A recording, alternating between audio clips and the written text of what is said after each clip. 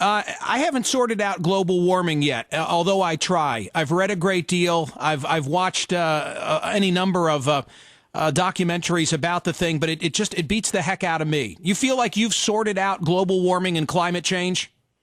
I don't think anybody's sorted out global warming and climate change, especially in the last year with all the the secret emails and that have come out. I think really we need to sit down and figure it out, because it is a big issue, especially with this administration trying to put the cap and trade energy tax on us. We need to figure it out before they try to ram another a big tax down our throats.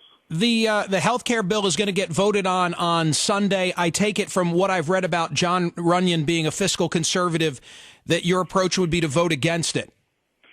Very much so, and I think my opponent's approach is also to run against it. But in the same light, I think it's a fundamental difference. I mean, I think everybody agrees that we need to control the cost of health care, but we definitely do not need another huge government takeover. There's going to be a lot of bureaucracy involved in it. It's going to take a lot more decisions out of doctor-patient choices. So I just believe it's a bad idea to try to overtake the healthcare system. One of my objections to what's going on in Washington right now is the way in which this thing is going to get passed. This whole procedural dance. And I don't know, maybe John Adler's a good example of this. I guess time will tell. But my concern is that you're going to be out there on the campaign trail and someone's hand is going to go in the air and they're going to say, Congressman, did you vote for or against health care? And because of the way that they're doing this with the so-called deeming procedure, that it's going to give the opportunity for elected officials to make it unclear of where they were. In other words, what I'm saying to John Runyan is, regardless of how somebody feels on this issue, I think Congress owes us a straight up or down vote so there's no BS and you know where everyone stood.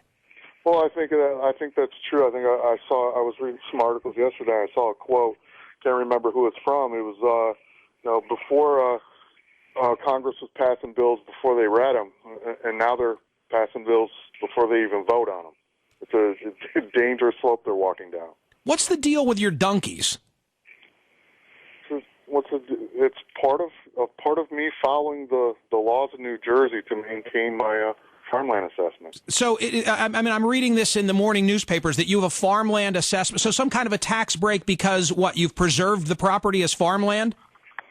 Yes, that's very true. So where's the beef on that? The beef is a lot of people on the other side think that I'm taking advantage of the situation, and I'm totally on the other side of that. I'm following the rules of law, and I did not write the law.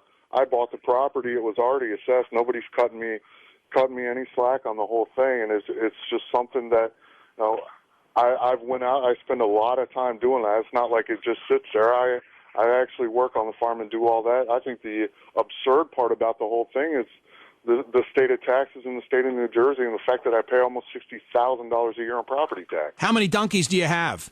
I have 4 of them. What are their names? Echo, Lizzie, or Lily, Daisy, and Meadow.